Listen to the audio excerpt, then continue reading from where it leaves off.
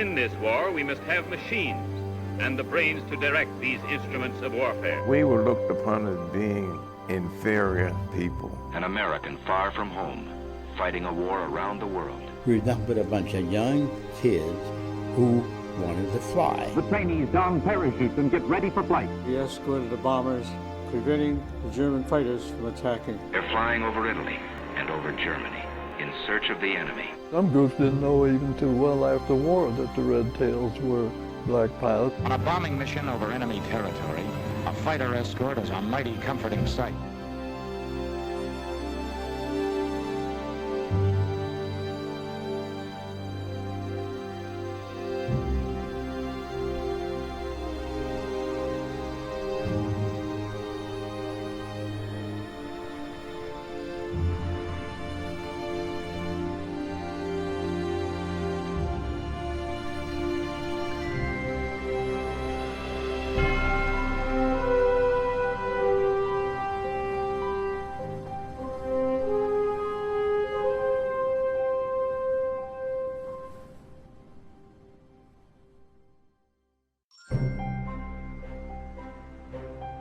On the 16th of January 1941 in Washington, D.C., the civil rights movement in America took a major step forward. 11 months before the Japanese surprise attack on Pearl Harbor, the War Department authorized the formation of an all-black fighter unit, the Army Air Corps' 99th Pursuit Squadron. These new African-American aviators, ground crews, and support staff would eventually train in Tuskegee, Alabama.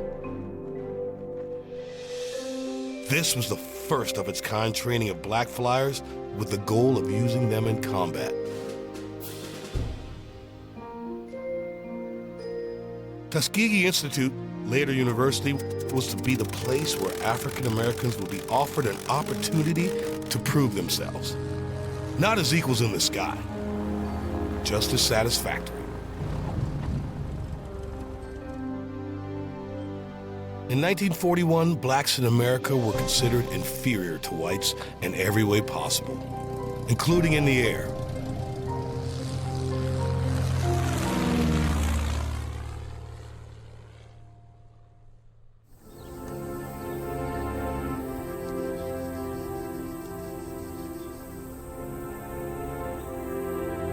If you look closely, the Italy of World War II still exists.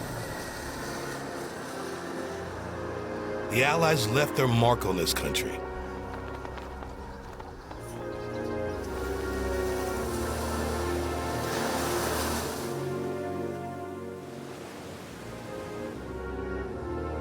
On the coast of Salerno, German and Italian bunkers are scattered across the landscape, and homes still bear the scars of battle.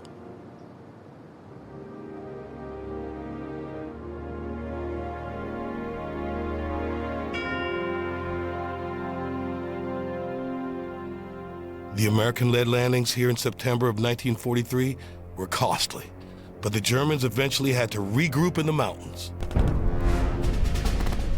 That's where the Allied invasion ground to a halt. American and British soldiers died by the thousands, thanks to German artillery, mortars, and snipers. The desperate fight in this mountainous country would last right up until the final day of the war in Europe. Today's Italy comes with 3,000 years of history, much of it seen in person by Allied soldiers during World War II.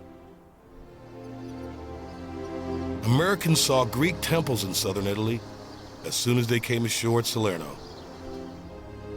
They passed through the ruins of Pompeii, which date to 79 AD. In Rome, they took photos of the famed Colosseum. More contemporary historic sites altered by World War II are also preserved today. The beautiful abbey at Monte Cassino was suspected to be an observation point for the Germans in 1944. It was bombed to dust by the Allies and then had to be taken by ground troops at a high cost.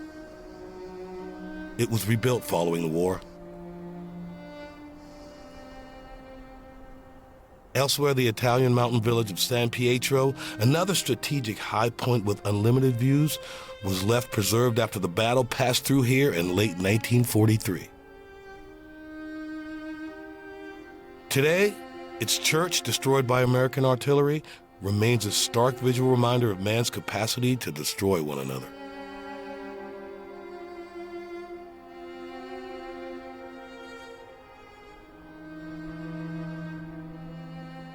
Underground tunnels and civilian bunkers in Naples, providing safety from Allied bombs, also offer a connection to Italy's violent World War II past. Here, time stands still.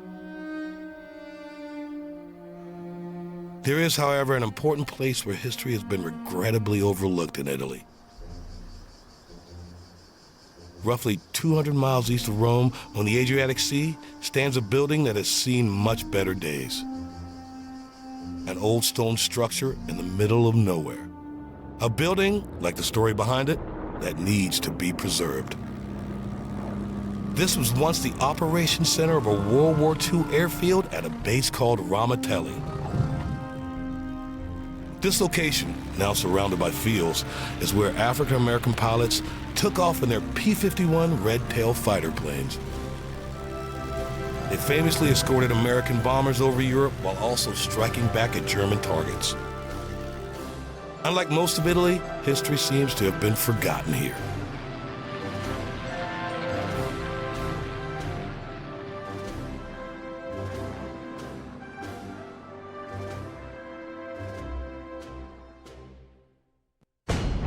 I was upstairs doing my homework, but I had the Eagles game on low, so my mother wouldn't hear it. And on that game, that's when they announced that Pearl Harbor had been attacked. We interrupt this program to bring you a special news bulletin. The Japanese have attacked Pearl Harbor, Hawaii, by air. President Roosevelt has just announced. A Japanese attack upon Pearl Harbor naturally would mean war. The United States of America was suddenly and deliberately attacked by naval and air forces of the Empire of Japan. No matter how long it may take us to overcome this premeditated invasion, the American people in their righteous might will win through to absolute victory.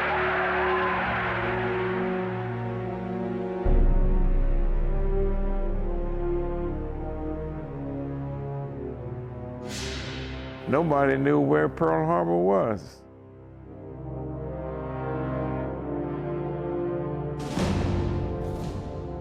Two years before the Allies landed in Italy, the Japanese sneak attack on Hawaii and Americans itching for a fight. I said, oh, hey, there's a war. I'll get a chance to go into the Air Corps and fly. It was an event that would unite the country. Mostly all the men were preparing to go to war. Everyone now wanted in on the action that was about to take place in the Pacific and Europe. Despite widespread segregation and rampant racism at home, African Americans also sought to defend the idea of democracy. This, despite the fact it was not a right afforded many blacks in the United States in December of 1941. To me, it was simply something far off that happened that was going to affect me because I was being protected from the draft by being in college. And I knew that I was going to have to go to the service. You just want a chance. And particularly when your nation is in conflict and you want to serve, and you want to contribute, you want that chance to contribute in whatever form. But you also want to contribute to your full potential. In 1941, fewer than 4,000 African Americans were serving in the military. Just 12 were officers. An early advocate of letting blacks fly prior to World War II was Eleanor Roosevelt. The First Lady frequently pressed the issue with her husband, the President of the United States, Franklin D. Roosevelt. Miss Roosevelt took a test flight with famed black pilot and air cadet instructor C. Alfred Anderson in March of 1941 to show her support.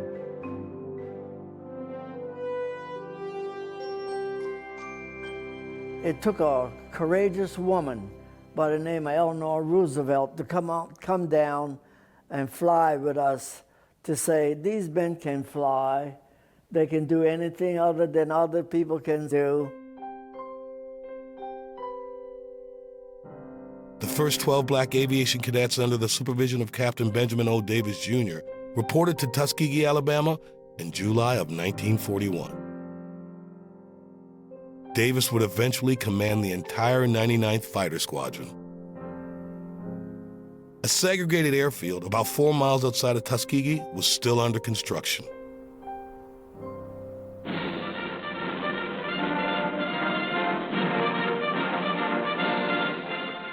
Years ago, this was just another farm in Alabama. More than trees had to be cleared away. There was misunderstanding and distrust and prejudice to be cleared away. There wasn't a lot of publicity on it, and of course I can understand the Army wasn't publicizing because they said it was that first authorization of a squadron, the 99th Pursuit Squadron, they expected it to fail. More black cadets began arriving in Tuskegee, Alabama, including those making up the 99th Pursuit Squadron. When I got to Tuskegee and I saw all these young cadets, oh my, looked like they came from all over the entire United States. Well-mannered, high IQs were very high, smart men. Very smart.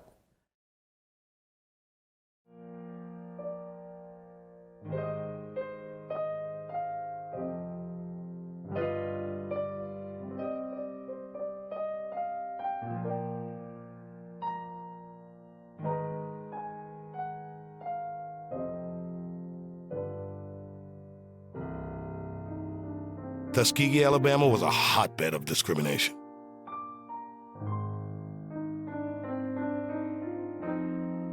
It was difficult understanding segregation and discrimination.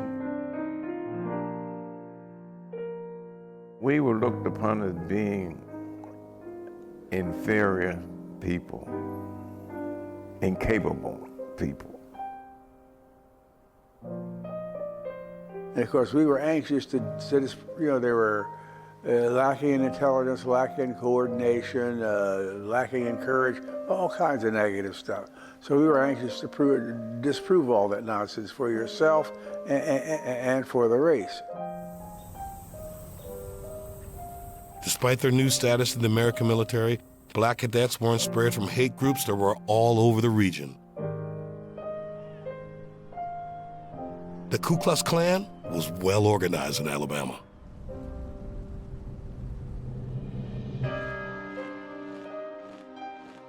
In the South, we had sit in the back of the bus. I did the Tuskegee Institute, where we had to go, 10 of us couldn't go off the campus with the Ku Klux Klan. Everybody that studies this doesn't understand the atmosphere of which African Americans lived. They were still subjugated. They were still, in a sense, spat upon. Not necessarily in a physical way, but it was hurtful. And the fact that we were still having lynchings before the war and even during the war gave kind of mute a testimony to where the country was. It was not a very much living up to home of the brave and land of the free. Land of the free for some, but not all. You can't make a fighter squadron out of concrete and aluminum and a can of paint. It takes men. A chemistry student, a welder, a shoe salesman must learn how to fly. White officers were in command early on as black leaders underwent training. Up until instruction began at Tuskegee, blacks could only serve in support roles in the military. At that time, the Navy, you could only serve in the capacity of a cook or a steward. Preparing black cadets for aviation at the Tuskegee Institute involved classroom teaching and hands-on learning. I was under Colonel Benjamin O. Davis, Jr. He was the commanding officer. I said, this is the place I want to be. The interesting common fact, though, that surrounded all of their backgrounds was that all of them had wanted to fly. Here above the warm, familiar hills of Alabama, these Americans are learning to fly in those tight combat formations they'll use someday to hunt down the German and Jap above his own cities. Of course, not everyone qualified to be a fighter pilot at Tuskegee. Support roles for the Black Fighter Squadron were also essential. Trainees were assigned to be mechanics, crew chiefs, parachute riggers, and ground support. Cadets also handled jobs from administration to medical personnel. Colette Holt is in Italy on a journey with a small group of travelers, including several students from Syracuse University. Colette is here to dig deep into her father's military past and his desire to be a pilot and serve his country in World War II. It's the double victory. So democracy at home and abroad.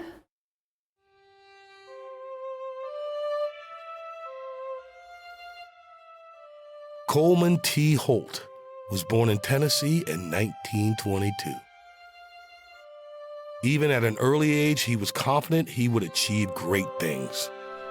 As World War II played out, Holt wanted more than anything to earn his pilot's wings. My father was a fiercely independent human being. He grew up in totally segregated Nashville, Tennessee, and had never been around whites at all until he was in the military.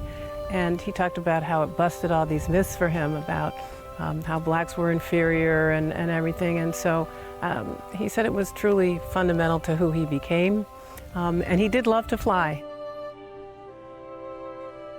The ongoing program at Tuskegee Army Airfield had proven to be a success, to the dismay of many in the military.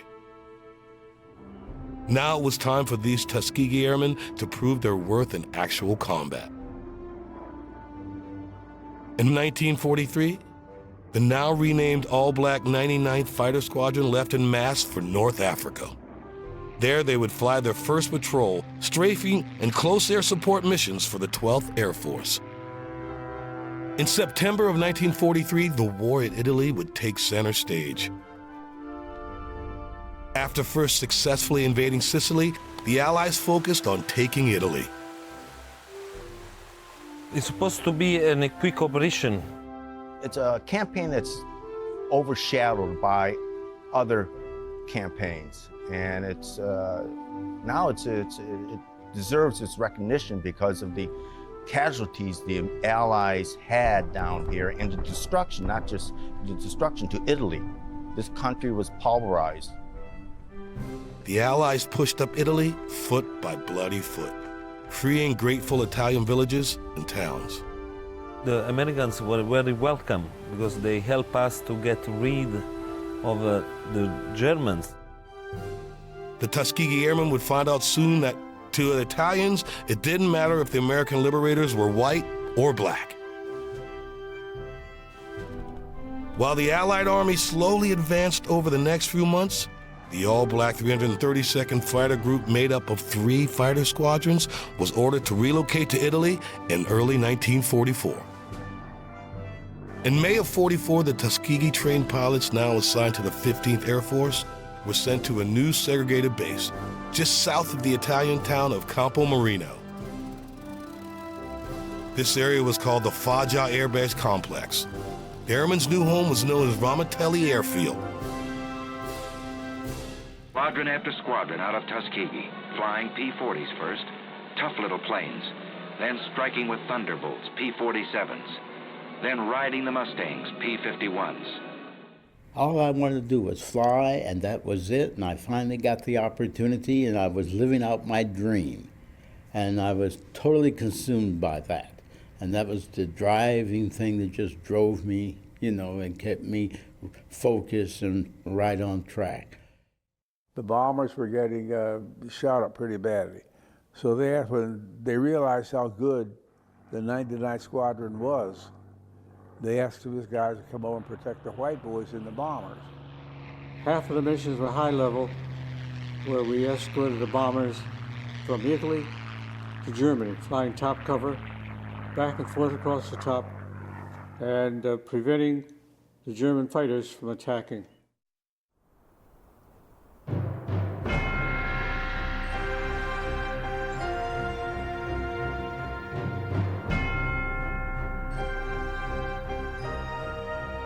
Early in 1944, Allied air crews witnessed Mount Vesuvius erupt. The ancient volcano near Naples and overlooking the famous destroyed city of Pompeii covered military equipment and men in volcanic ash.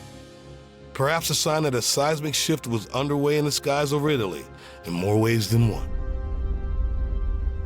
Neapolitans are very superstitious, and they thought it as a omen of victory.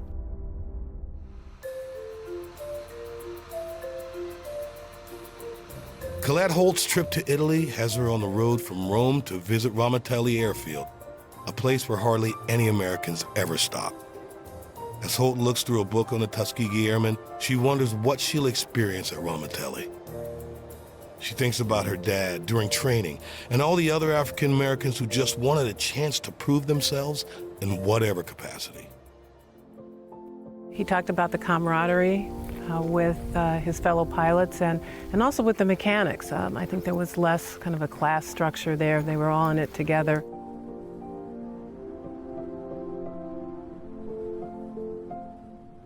Waiting for Colette Holt in Campo Marino is villager Mario Naranti. Mario, a retired professor, was just a young boy when the Allies liberated his town and the Black American flyers arrived.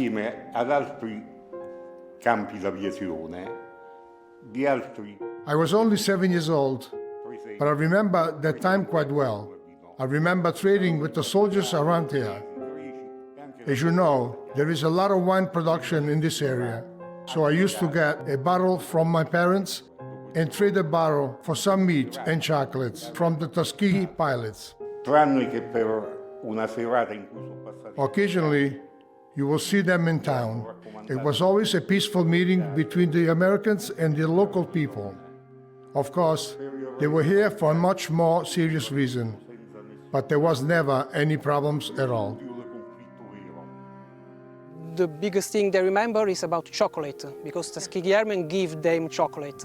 And in Italy, kids didn't know chocolate in that period. There was a lot of poverty, and so the Tuskegee Airmen give them chocolate.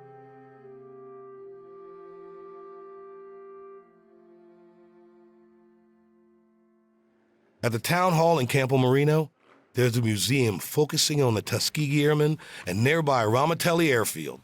Oh, there we go. Ah, look at that. Despite a warm welcome from the liberated Italians, the airmen at Ramitelli still understood that back in America, they were still being treated as something different.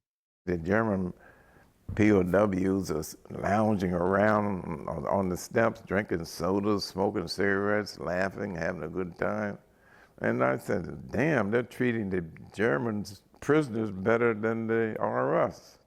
They have better privileges than we do.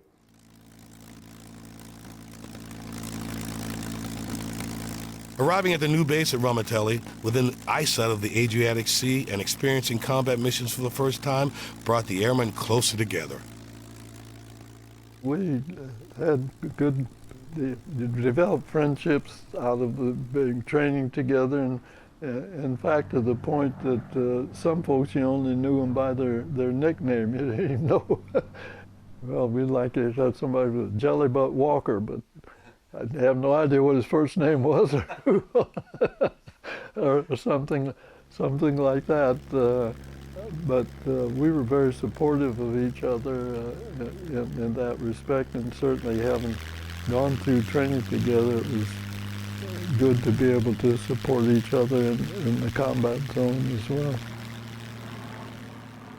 Ramitelli Airfield was chosen as the base because the Allies needed not only to focus on Northern Europe, but also on other important strategic targets closer to the Mediterranean. Italy acted as a platform, just as England acted as a platform for Northern Europe. Italy acted as a platform for Southern Europe to go after the German industry over in Romania and Hungary that they could not reach from England, and also relieve pressure off the Eastern Front for the Russians. Segregated Ramitelli Airfield wasn't far from where the all-white fighter and bombardment groups were stationed. In the USA, in that period, the law of the land was still segregation.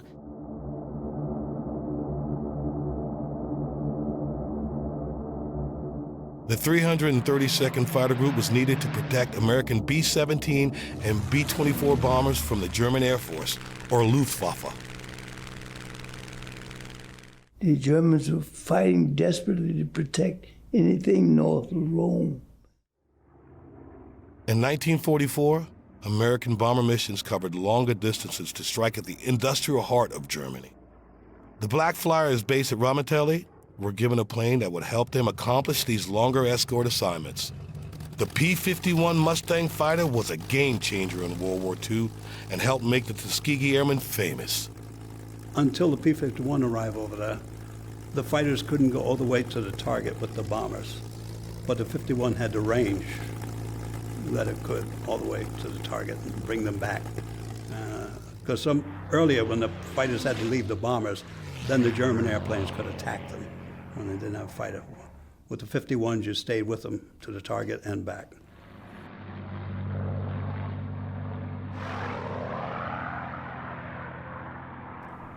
Mustang did what you wanted it to do unconsciously.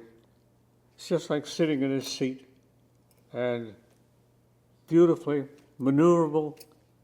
It was out of this world. It's such an easy airplane to fly, you know, and just a smooth airplane also. Easier than driving your automobile. Let's say it that way. Easier, much easier. It's powerful and responsive, maneuverable. It's a joy. It's a real joy. The orders came in daily to Ramitelli's Air Operations Building. Take your P-51s and meet up with the assigned bomb group, then escort them to the target and back safely. Our operations people who got the orders and helped plan the flights and so on knew the group, but as a pilot, I was never given the number of the group we was escorting. Sometimes it could be more than one. It wasn't more than 3 or 4 missions that I got acclimated to the sequence of things.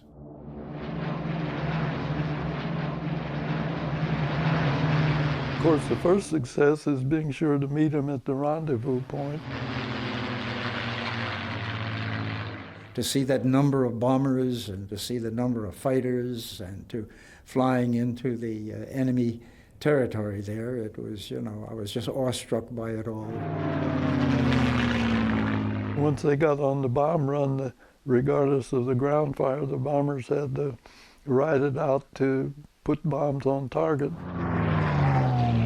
It was from Foggia, Italy to Berlin, and that was a 1,600-mile round trip, and that was quite a distance. It was about a 6.5-hour round trip. In 1944 and 45, the black pilots encountered familiar German propeller-driven fighters on their missions, such as the Messerschmitt 109 and the Focke-Wulf 190. But now, as the war is winding down, German jet fighters also entered the fight. The German Messerschmitt 262 jet had a speed of 560 miles an hour, more than 120 miles per hour faster than the P-51. And there were several missions in which there were some fairly heavy dogfights. The only airplanes I saw in the air were 262s, the jets. The Germans with the 262 would just come straight across and make a straight pass into the bomber formation, through the bomber formation, out the other side.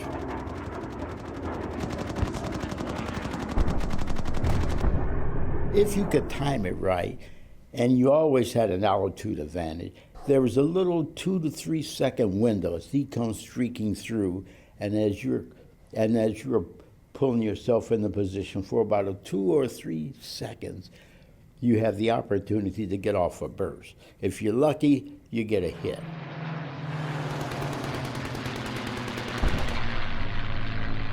On the Berlin mission, our guys shot down 3 of those things. Gravity is going to help me, but not him. So instead of separating himself at 100 miles an hour, now I have cut that speed down to something like 40, 50 miles an hour. So it means then that he stays in my gun sight an extra 4, 5, 6 seconds or more. During World War II, 72 Tuskegee Airmen shot down 112 enemy aircraft in Europe.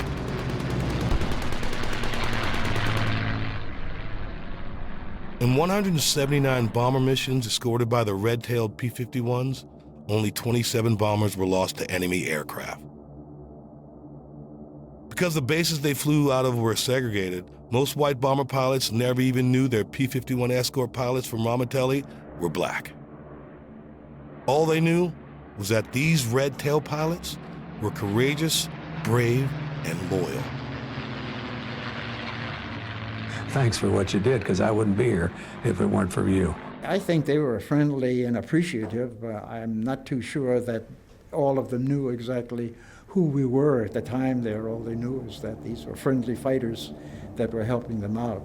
Although many bomb groups didn't know red tails were black pilots, they were glad to have the red tail escorts show up because of the nature of our leadership and insistence that we stick with the bombers as long as we could. We saved a whole lot of white boys' lives. They didn't want us to, fly, but now they keep asking for, requesting for the red tails to protect them, to the point where Colonel Davis named this airplane by request. The cost in World War II for the Tuskegee Airmen overseas was 84 killed. Many were also listed as missing in action. There were 7 of us, and of that 7, 2 were shot down. So many fellas paid a price and whatnot, so you lost a lot of good friends.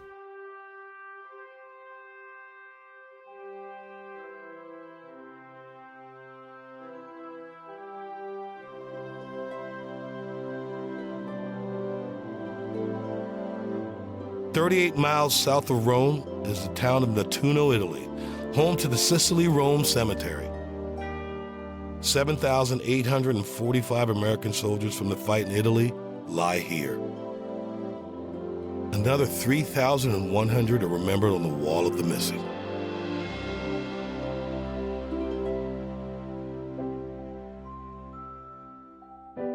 In Nettuno, there's no segregation among the dead. Blacks are buried here alongside whites.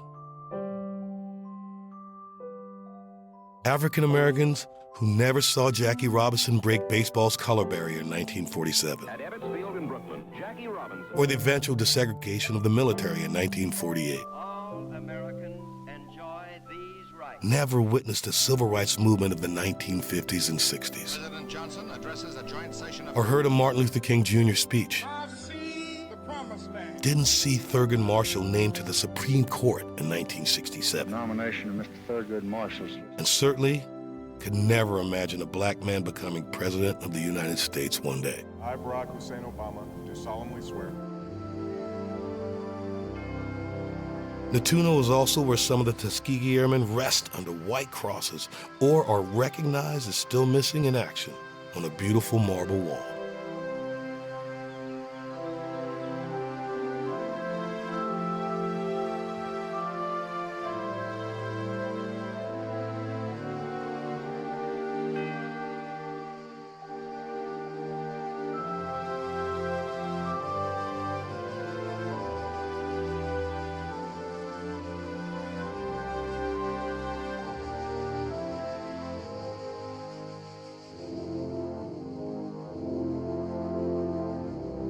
George Montgomery, First Lieutenant, 99th Fighter Squadron, Texas. Al Wayne Dunlap, 2nd Lieutenant, 99th Fighter Squadron, District of Columbia. Clemenceau Givings, 2nd Lieutenant, 332nd Fighter Group, Virginia. James Polkinghorne, 1st Lieutenant, 332nd Fighter Group, Florida. Robert Treshfield Jr., Captain, 332nd Fighter Group, New York. James Calhoun, 2nd Lieutenant, 332nd Fighter Group, Connecticut.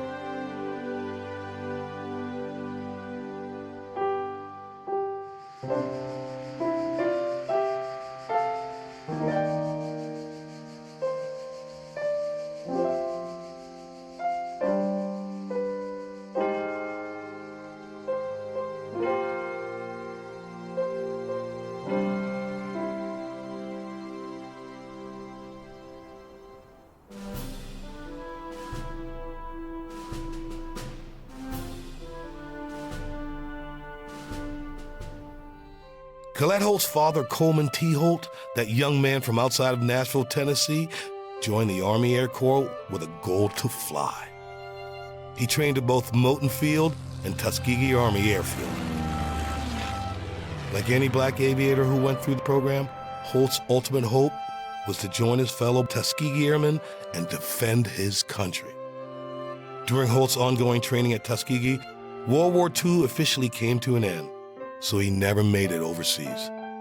Despite that, his daughter, Colette Holt, grew up hearing about her dad's fellow Tuskegee Airmen, the men he trained with and the 355 pilots who made it into the fight overseas. How black pilots had left Alabama and segregation behind, searching out the opportunity to defend the United States in World War II.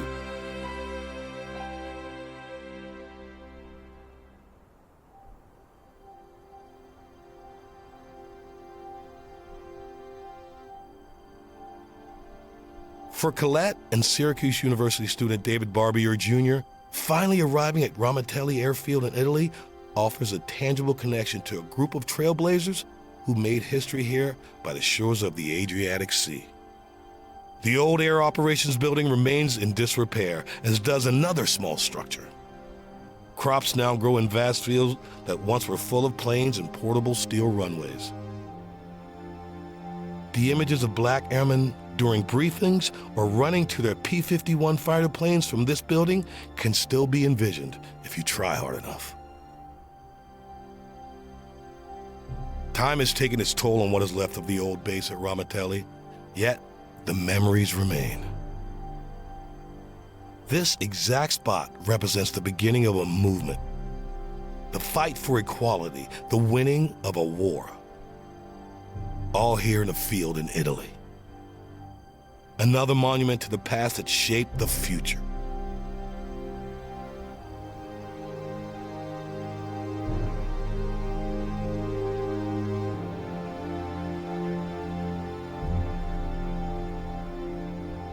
This is the original headquarters of the Tuskegee Airmen, the 332nd Fighter Group. The briefing took place in the building, into the building. The runways is that way, through the sea. This is real. This is on the ground. You can see it now. You know, even with other parts of World War II history, you know, you just see it in a book or somebody tells you about it. But to be physically here, you know, when we went to Salerno and to see the beaches, it's really important if you get an opportunity to come to a place and get a sense of place. And that's just been really important, and to see these beautiful fields and to know how much death and destruction happened out here. But to see all the life that's here now is really wonderful.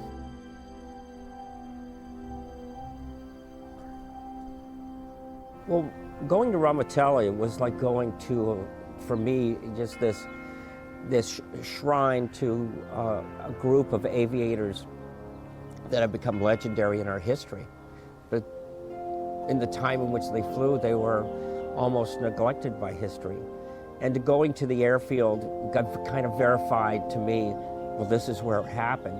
It wasn't the only airfield, but even seeing the building in which they were housed and to see where the airfields were that are now farm fields, and the kind of a ghost-like thing, structure, and going in and out of it, and just listening for the whispers of history there.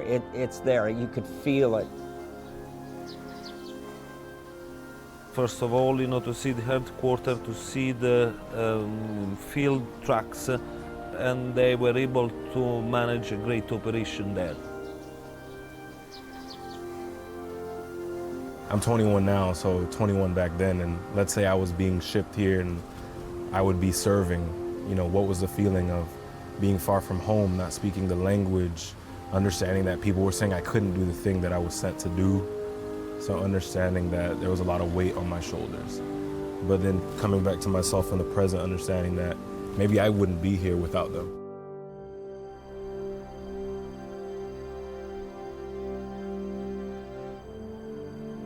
These Tuskegee Airmen proved their detractors wrong, both before, during, and after World War II. Their accomplishments eventually set in motion a change in America's way of thinking. Here, a rundown stone building in rural Italy remains a symbol that, given the chance and armed with fortitude, history can change for the better. Preserving this history, a tribute to change, remains the goal today in this part of the Italian countryside.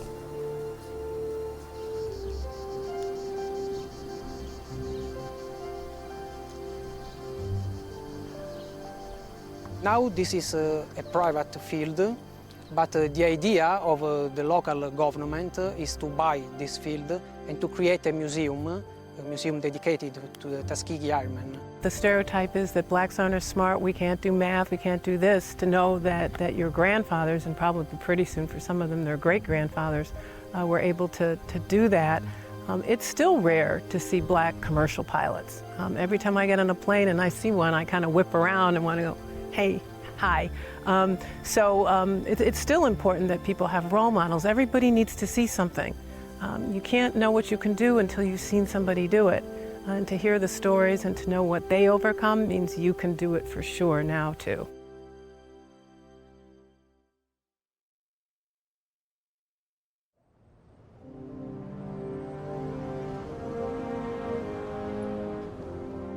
The legacy of the Tuskegee Airmen in World War II can be felt today at the highest levels of the American military. General Charles Q. Brown, Jr. is the Chief of Staff of the United States Air Force. This particular print is from the Tuskegee Airmen National Convention back in 1995. And a number of the original Tuskegee Airmen at the convention came out and signed it. And so it's one of my possessions that I helped make my connection to the Tuskegee Airmen.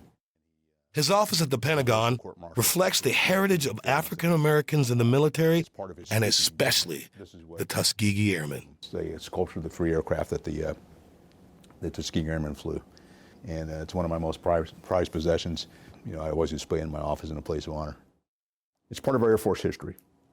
And, for those that get the chance to come through my office, I have all parts of Air Force history.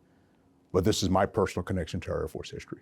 General Brown realizes others paved the way for his opportunities in life. As Chief of Staff, he is responsible for 689,000 active duty, Guard, Reserve, and civilian forces serving in the United States and overseas. There's aspects of our history and listening to their stories about what they went through and imagining how challenging it would have been, but the fact that their fortitude to stick with what they wanted to be able to do, and they wanted to serve. Their legacy was that they showed they could provide opportunity. If given an opportunity, anybody can achieve. And if you think about the Tuskegee Airmen, the aspect of studies that were done that said that African Americans were not capable, but given an opportunity, they proved that they were capable and then some. It was never easy for these men. They were pioneers, and no pioneer has it easy. They fought lies, they fought heartbreak, and they won. Whether the Air Operations Building at Ramitelli ever becomes an addition to all the meaningful monuments in Italy, remains to be seen. Either way, today it is important to feel the presence of the Black pilots who were once here. Their role is celebrated by the daughter of a Tuskegee Airman and a local Italian historian who has devoted his life to keeping this story alive, both connected to the spot in meaningful ways. Thank you. Thank you. No, I'm very glad that you are here. Yes. Ramatelli represents a successful mission. The seldom visited site, a legacy to the Tuskegee Airmen in Italy, and a visual reminder to African Americans in the United States still today that opportunity is earned, as it certainly was here in World War II. The more I thought about it, the more we talked about it, we said, you know, we really did something special. It was the greatest thing that ever happened. We are proud that we helped defeat the most vicious society in the world.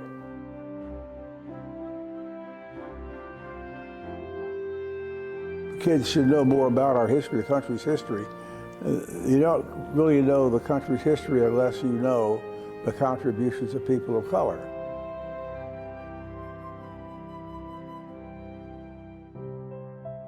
I'm glad that I had the opportunity to participate in something that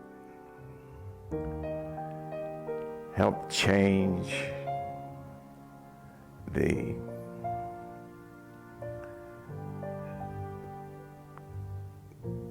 direction in which this country was going in and my people were going. I think it turned out to be an overall enhancement for the country itself. I couldn't have written a script for better opportunities that seemed to come my way. Lifelong friendships came out of that, in training, into combat, afterward. You lost a lot of good friends who paid the price, but they were part of the effort to prove that we could fly as well as anyone else. Yeah, well, I've always had a positive attitude. Don't dwell on the stuff that you have no control over. Just move on. We finally got our recognition. The Tuskegee Airmen proved that their ability was not inferior, was not less than the white pilots. Before them, there weren't anybody who looked like them doing the things that they were doing. When you don't see anybody who looks like you doing the thing you want to do, it can be discouraging. And so to be that fire, to be that trailblazer that says that, no, I can do it, no, we can do it, you know, it just enables more people to do the thing they set out to do, the dream that they want to achieve.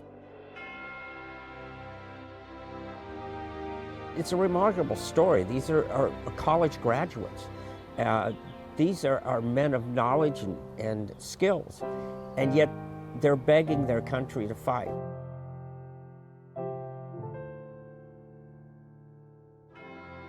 They helped frame what President Truman was able to do with the executive order to integrate the services. And so from that aspect, you know, their hard work actually proved that anybody, if given the opportunity, can excel. You know, Daddy used to talk about the fact that, you know, blacks were told we were too stupid to be able to learn to fly an airplane. And my dad did calculus problems in his old age because he enjoyed them.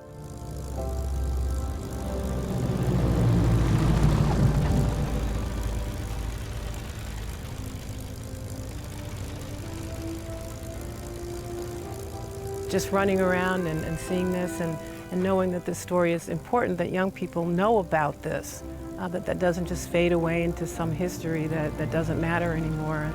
But they sure led the way. They were the best of the best, and they knew it.